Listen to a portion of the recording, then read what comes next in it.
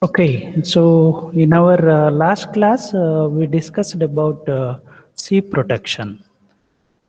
C protection using a simple alcohol and special alcohols. Okay, uh, special alcohol, simple alcohols means converting a acid group into a ester, maybe a methyl alcohol and ethyl alcohol or butanol. When it is treated with acid, it gives an ester. So that is the C protection. So one problem is there with the simple converting a acid into simple esters.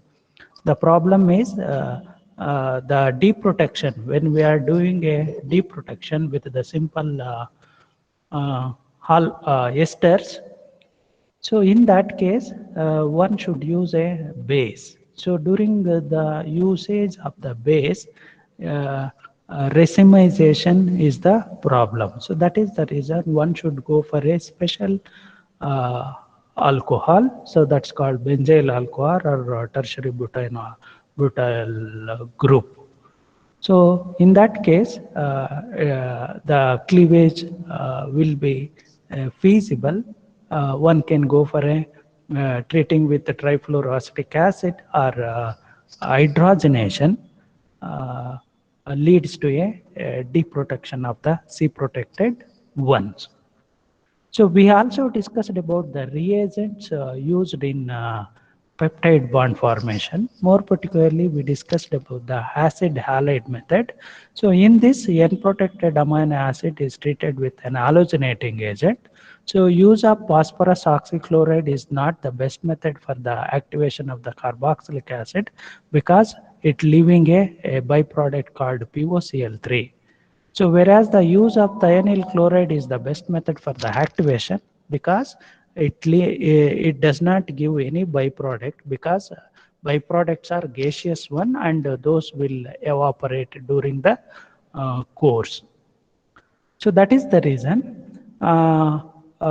acid halide method means converting a N-protected amino acid into a acid chloride by using thionyl chloride and it was treated with unprotected amino acid to get a dipeptide.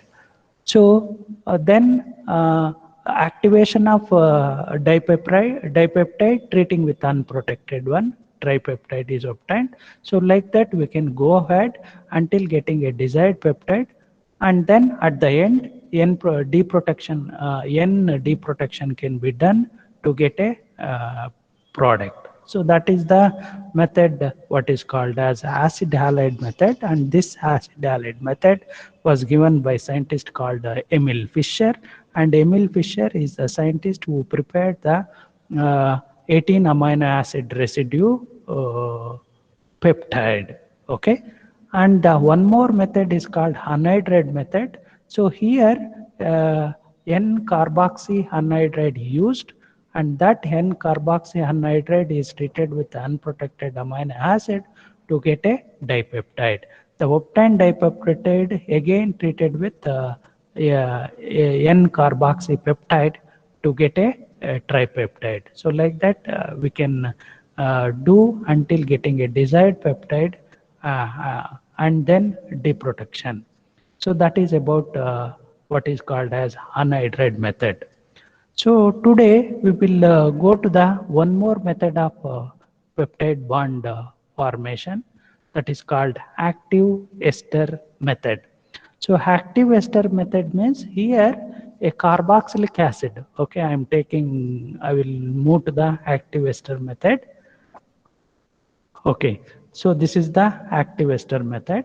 Here, I'm taking an example, more particularly N protected. So here N is protected by using a F mark. What is F mark? You know that fluorinyl methoxycarbonyl group. So N protected lysine I am taking. This is the lysine. And in this lysine, N is protected by using F mark and the carboxylic end is free.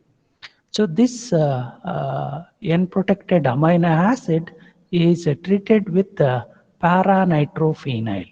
So what will happen? Para-nitrophenyl in presence of DCC. You know that DCC is a reagent. Anyway, I will explain what is DCC and its role, how its role in the dehydration in a next method. So at this stage, what you can remember, you just remember that DCC is a reagent. It takes water. So where it will take? It will take uh, proton from here and OH from here. So after taking a proton and OH, there will be a new bond formation between this carbon and this oxygen. So what it means? It means that ester is formed. So once the DCC is taking H and OH, it convert as a DCU. Okay, DCU is the byproduct. DCC is the reagent. So it will act as a dehydrating agent. So more particularly, DCC is called diimide. Dicyclocarbodiimide. Okay, I will take the structure and its role, its mechanism in the next method that's called DCC method. Okay, so now you just remember that DCC is a reagent, it converts, it takes the water. So just by taking a water, it makes the bond between the oxygen and this carbonyl. That means ester is obtained. So this is not a simple ester, this is not a special ester, but it's a activated ester. So why it is activated? Here the carboxylic end of the amino acid is activated by using a special reagent called paranitrophenol. Okay, one can use other one also, that is orthonitrophenol, dinitrophenol. Okay, all these things are used to activate the carboxylic end of the amino acid. How it is activated? By converting into ester. So now what will happen?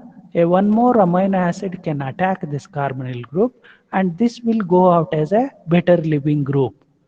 Okay, it's only the activation of the carboxylic end of the amino acid by using paranitrophenol or orthonitrophenol or pentachlorophenol. So these are the reagents used to convert carboxylic end of the to an ester. Again, this ester was treated with that I will explain in the next slide. And this ester formation is carried out in presence of DCC. It's a coupling agent. It will act as a dehydrating agent. It removes the water H and OH. Thereby, it leads to the formation of an ester. The obtained activated ester is treated with the unprotected amino acid that I will explain in the next slide. So look here, the obtained activated ester, it was treated with this is called C-protected glycine. So C is protected just by simple alcohol, C-protected glycine. So what will happen now? There will be a reaction between this nitrogen and this carbonyl group. So, and this paranitrophenol, it will go out as a byproduct. So what is the product obtained? The product obtained is called a dipeptide. In this dipeptide, lysine is the N-terminal, glycine is the C-terminal. And in this peptide, N is protected with F mark and C is protected with methanol. So it's only one product is possible. There is no other products. There is only one interaction, that is amino group of one amino acid and carboxylic group of another amino acid. There is no any other interactions. So that is how exclusively for forming a compound like this. And this product, if this is the desired peptide, one can go for a deprotection. So otherwise, if you want to prepare a tripeptide, what is the next step? So again, deprotection of C-terminal one and activation of this one, and then treated with C-protected amino acid to get a tripeptide. So like that, one can build the peptide chain, and once the desired peptide is obtained, So one can go for a D protection. So let's give an entry.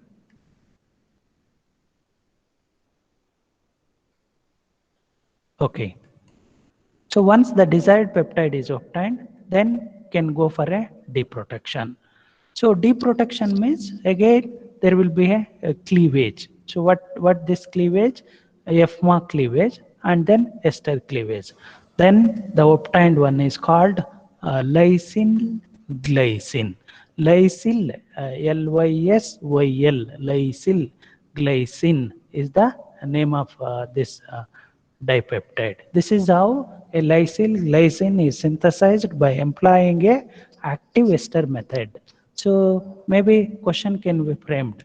So what is active ester method?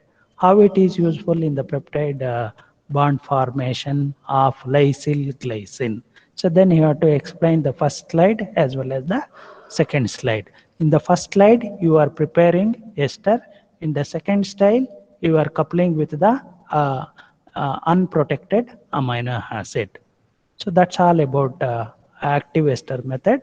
But instead of para-nitrophenol, one can use other alcohol source. So that I will explain in the next slide.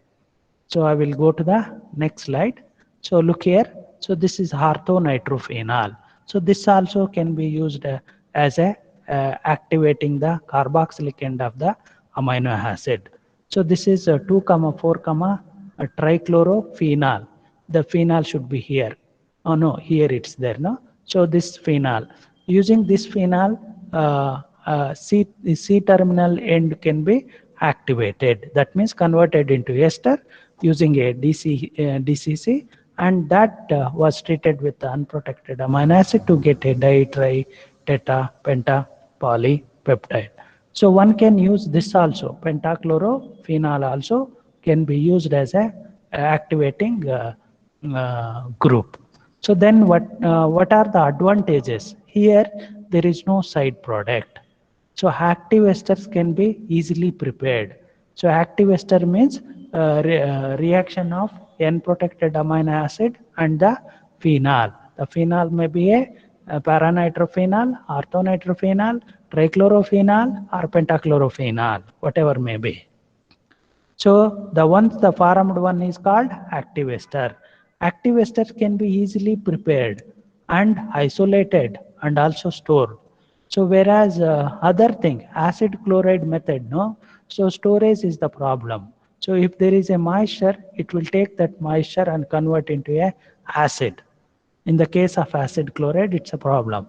So active ester can be easily prepared and isolated and stored, and they have self stability. Stability is there with respect to active ester. This is about the active ester method. Then what you can say that with respect to the active ester method, here N protected amino acid is activated by using a special reagents called orthonitrophenol, para-nitrophenol, trichlorophenol and pentachlorophenol. A active ester is obtained. The obtained active ester is treated with unprotected amino acid to get a peptide.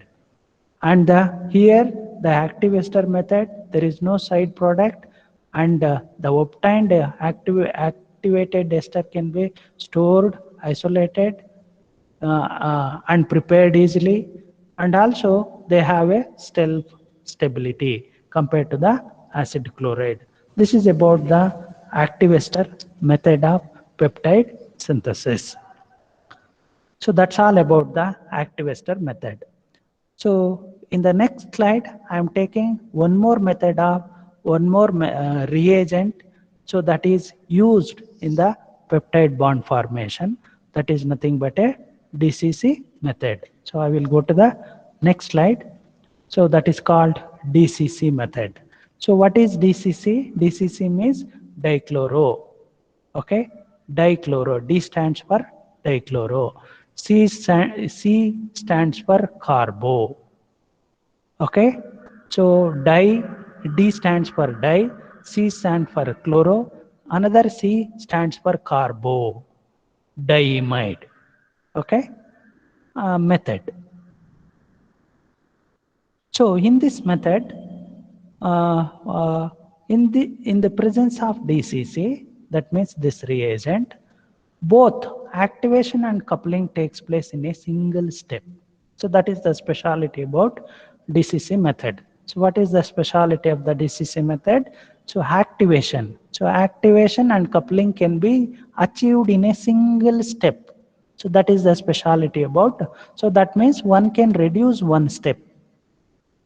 Okay, up to this we know that N protection, that's called blocking, and the next step is activation, and the third step is coupling, and fourth one is reprotection. So if we are using DCC as a solvent, uh, activation and coupling can be achieved in single step. That means one step can be reduced by employing a DCC method. So DCC is nothing but a dichlorocarbodiamide, and by using this DCC, it is possible to achieve activation and coupling can be achieved in a single step. So for example, here I am taking N-protected alanine. So what is the Bach is protected? What is Bach? Bach is tertiary butyl oxycarbonyl group. So tertiary butyl oxycarbonyl is a N-protecting group that was protected with the alanine. So now it's called Bach alanine. So this Bach alanine is treated with the phenylalanine ester. So in this, C is protected. So now there is only one interaction, that is interaction between the amino group of one amino acid and the carboxylic group of the other amino acid. So what is the interaction here? There should be a removal of water. So proton from NH, OH from the carboxylic group. So water is removed. So how it is removed? With the help of DCC. What is DCC? DCC is dichlorocarbodiamide. How it is removed? That I will explain in the mechanism part. So now, DCC takes the water, H from here, OH from here, and convert into a DCU. And what there will be a new bond formation between this nitrogen and this carbonyl oxygen. Amide is obtained. Once the amide is obtained, then what is the suppose if this is the desired peptide, then you can go for a deprotection. If this is not the desired peptide, then you can deprotect the carboxyl and treat with one more amino acid. So like that you can build the polypeptides. So suppose this is the desired product, then you can go for a deprotection. So for the deprotecting agent here used one HBr. So HBr cleaves this butyl oxycarbonyl group. It also cleaves the ester. Ester is converted into acid. Bach is removed and converted into amino. So Bach means what is the byproducts here? Bach, when it is cleaved, the isobutane is one product, carbon dioxide is another product. So it will go out. Methanol is one more. Here, when the ester is hydrolyzed, methanol is the one more byproduct. So this is about DCC method. So what you can explain? How do you synthesize a peptide by using DCC? Okay, explain DCC method of peptide synthesis. Okay, then you can write this. Okay, take a bacalanine, take a phenylalanine, add a DCC.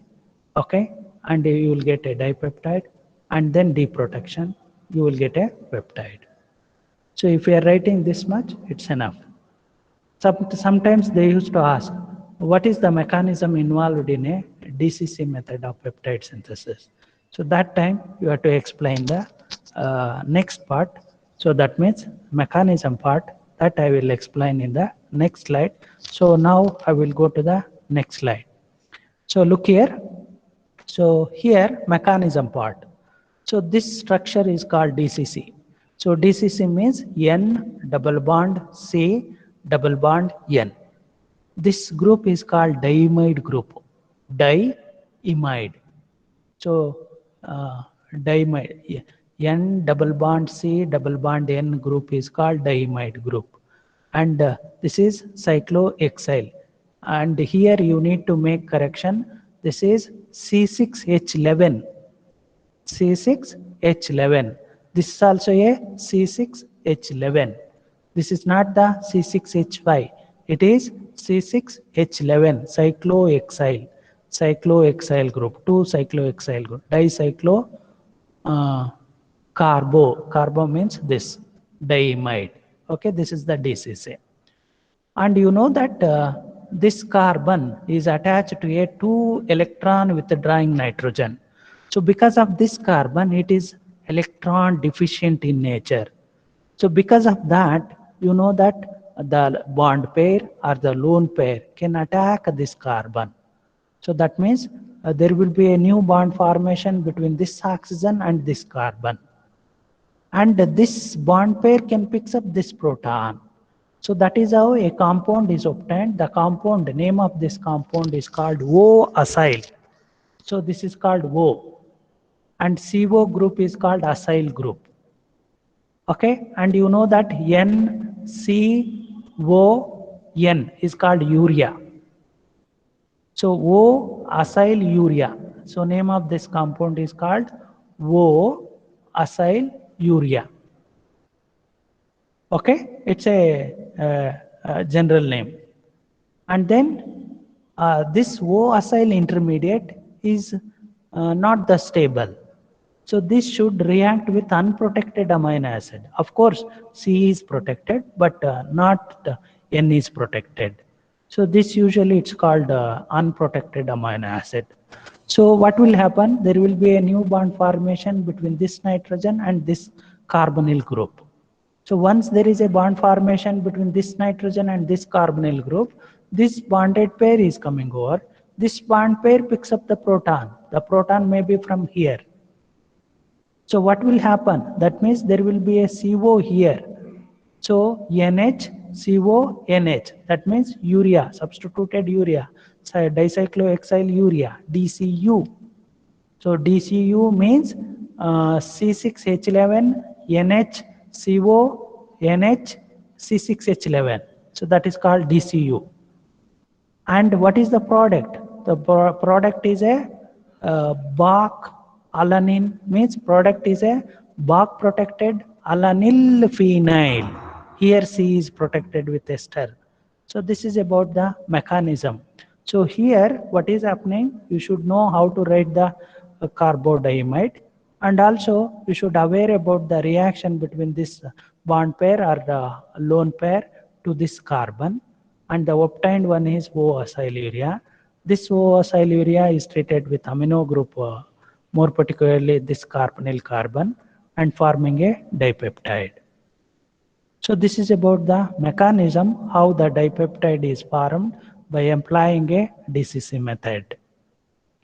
So with this, I will go to the next slide. So next slide, we will discuss about the advantages and disadvantages of this DCC method of peptide synthesis. I will go to the next slide. So look here, what is the advantage here? Activation and coupling are achieved in a single step, CM step. That is the advantage. So that means one step is reduced. That is advantage. Then what is the disadvantage? The key intermediate O-acyl urea is highly unstable. The key intermediate O-acyl urea is highly unstable and decompose. So this can decompose to give side product. Okay, O-acyl urea can decompose, give side product. And separation of DCU. DCU is a byproduct. That separation from the product is difficult. And one more thing, here I am explaining the mechanism for the side product formation. So what is the side product? You know that this is the O-acyl urea. I think you are aware about the migration. So what is migration? So migration of electron deficient nitrogen. So that means here what I am saying. So you know that an unprotected amino group should attack this carbonyl group. So then only peptide bond formation is possible. Otherwise, so in this, so when this bond pair is coming over here and this bond pair is react with this carbonyl group. So then the obtained compound is called N-acyl. This is O-acyl. O-acyl and this one is N-acyl. So N-acyl product is the byproduct. It's a side product. Okay. If your bark protected amino acid is a costly one, so more costly. Why I'm saying costly means, so if you are prepared a 100 amino acid one, if that 100 amino acid containing peptide, if you are treating with the DCC, if it is converting into a N-acyl one, so that will be the waste. That will be the unwanted product. Then losing more economical loss. So this is the disadvantage. So that means disadvantage means conversion of O-acyl to N-acyl is the side product. So demerits of DCC is the key intermediate O-acyl is highly unstable. That is one thing. And it may decompose to give a side product. So decomposition means nothing but a conversion of O-acyl to N-acyl. And the separation of DCU means byproduct forming DCU. Separation of DCU from the reaction mixture is difficult. So these are the three disadvantages of DCC. What is advantage? Activation and coupling is achieved in a single step. That is the advantage. So what we can say that with respect to the DCC method, DCC method is a method by employing DCC reagent. DCC reagent is called dicyclocarbodiamide, and by using this one can achieve coupling and activation in a same step. It is possible to prepare a peptide or a dipeptide or polypeptide, and here the advantage is activation and coupling is achieved in single step. Here the disadvantage is O-acyl formed one may unstable and it may undergo decompose, and the byproduct DCU, separation of DCU from the product is difficult.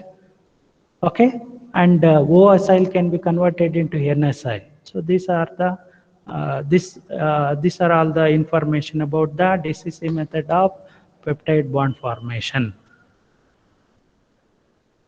So with this, I will take one more method that is called EEDQ method. Okay, look here, EEDQ method. So what is E? So E is called ethoxy carbonyl. So ethoxy carbonyl, ethoxy dihydroquinoline. So EEDQ method. So N-ethoxy, look here, this is N, ethoxy means this, N-ethoxy carbonyl. This substituent is mentioned here. And this is the second position. Second position, ethoxy is a substituent. So 1, 2. So this is 1, this is 2. There is no double bond.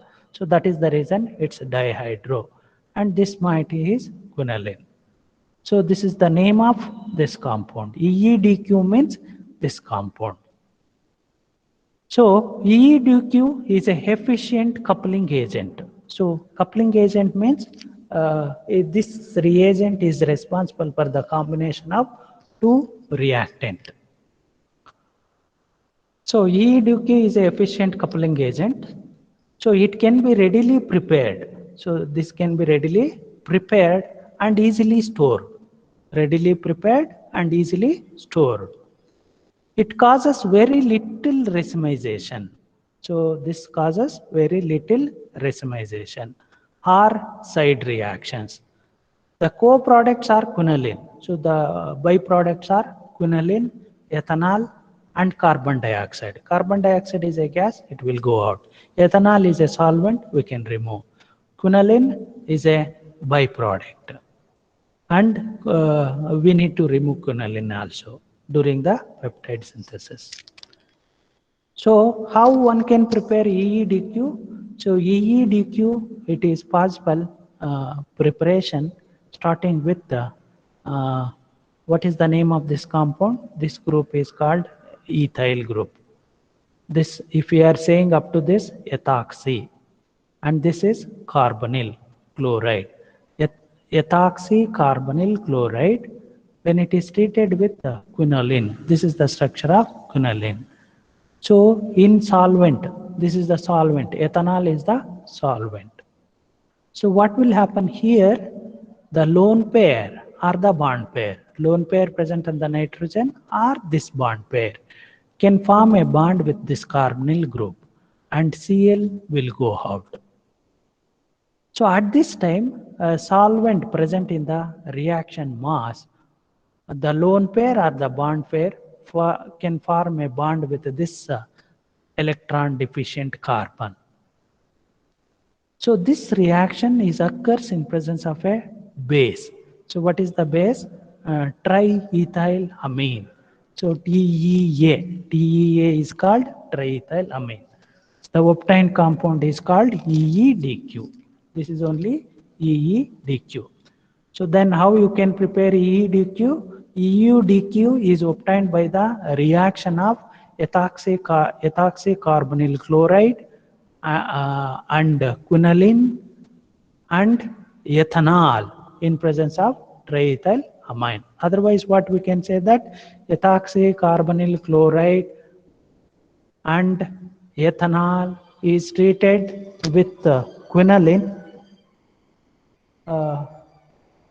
in presence of triethylamine to give EEDQ. 1 minute. Sir, I am in a class, sir. Shall I call you after fin?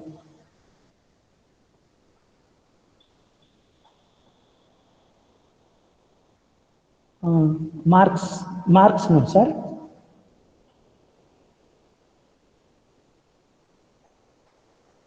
No, sir. This is, I think this is as per the new syllabus. New syllabus only 30 out of 30. How much is required? That's all, sir.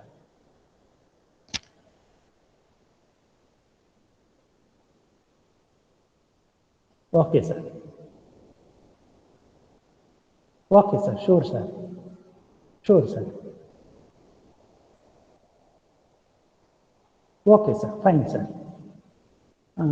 It's all right. No problem, sir. Okay, sir. Sir, when are you coming, sir?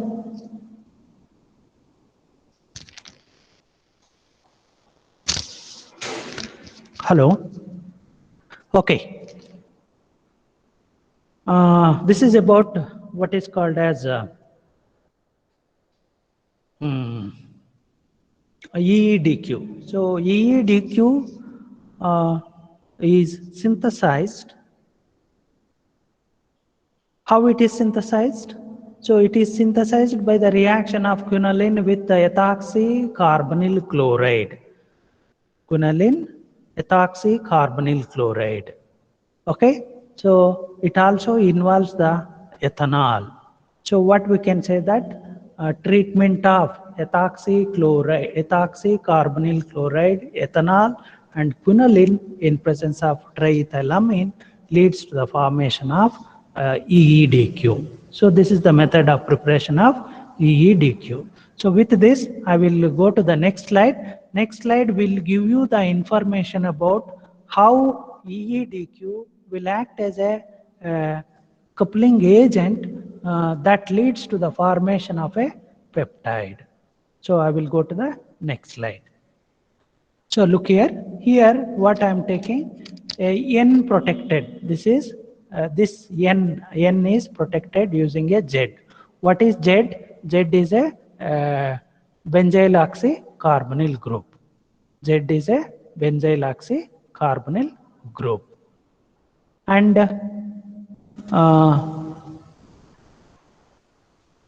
so this should be OH. This is not NH2.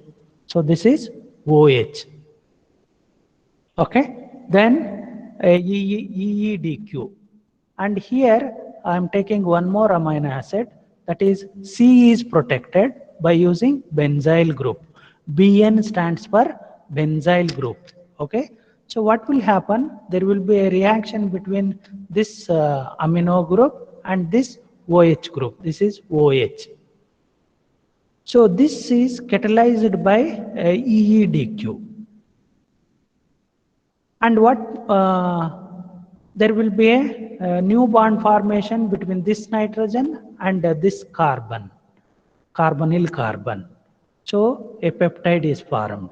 Here the peptide N terminal is protected, C terminal also protected. And this EDQ is converted into the quinoline. This is the quinoline. And it also, there is a breakage here, means ethanol is the byproduct, and also breakage here, ethanol is the byproduct, and also carbon dioxide.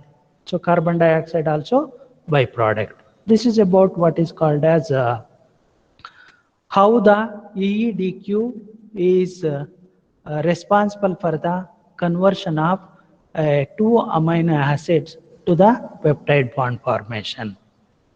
Okay, suppose if you want to prepare a tripeptide, then cleave this C terminal end, treat with one more equivalent of EDQ, and treat with C protected amino acid to get a tripeptide.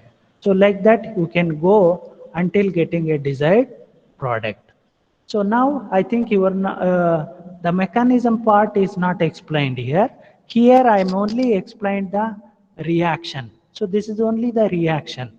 So reaction means these two, N-protected amino acid is a reactant, C-protected amino acid is a reactant, and EDQ is a reagent responsible for the interaction between the amino group of one amino acid and carboxylic group of the another amino acid. What it means, in a single step, it is possible to prepare a peptide. So what it means? So it means that activation is not required, coupling is not required. Okay? Activation, coupling is not required. So when we are using a EDQ as a reagent. Okay, this is a reaction. So in the next step, I am explaining about the mechanism. So look here. So this is the N-protected amino acid. So what it will do, you know that this is a ethoxy group, and this carbon is a alkyl carbon. This is not a aromatic carbon. There is no double bond here. So it's only a ethoxy group. So what it will do, there will be a new bond formation between this oxygen and this carbon. So ethoxy means OC2H5 is called ethoxy. OC2H5 takes this proton and goes out as a ethanol as the byproduct, and there will be a new bond formation between this oxygen and this carbon. So that is how a product is obtained. Once there is a product formation like this, so what will happen? So there will be a rearranges. How the rearranges? So unprotected amino acid. This is the unprotected amino acid. The lone pair present on this nitrogen will react with this carbonyl carbon. And this O minus can react with this ethyl group. How? And this and here CO is there, no? It will go out as a carbon dioxide, and this bond pair will come to here. So that means there will be a, so I will explain here. So this ethoxy will go out as ethanol, and this will go out as a carbon dioxide, and this bond pair is moves over here, and then there will be a new bond formation between this amino and this carbon, carbonyl carbon means this carbon. So that is how a peptide is obtained. And quinoline, that is how quinoline is released. That is how ethanol is released. That is how carbon dioxide gas is released. So this is the mechanistic pathway, how the EEDQ is responsible for the formation of a dipeptide. So I will explain it once again. Initially, there will be a bond formation between the carboxyl oxygen and the EEDQ. This ethanol is going out. So that's what I have written here. Once there is a intermediate formation like this, so now there is a rearrangement when a new amino acid, N-protected amino acid approaches. That means lone pair present on this nitrogen attack this carbonyl group. That is how a peptide is formed. Once there is a new bond formation between this carbonyl carbon and this amino group, what will happen? This bond breaks. Similarly, this bond breaks. So this O minus react with ethanol and goes out as a ethanol, and this CO2 will go out as a carbon dioxide, and this bond pair is coming over here. So that is how quinoline is obtained. This is about what is called as EEDQ in the uh, peptide bond formation. Okay. Maybe I can also take up one more method. So that is called HOBT method. Okay. Maybe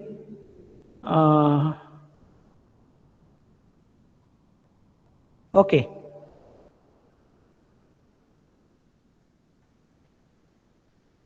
Shall I continue or stop at this stage? Okay. Maybe what I will do, one more method is there, that's called HOBT method. So that I can do it later also. Okay. So up to this, if you have any doubt, you can ask me. Otherwise, you can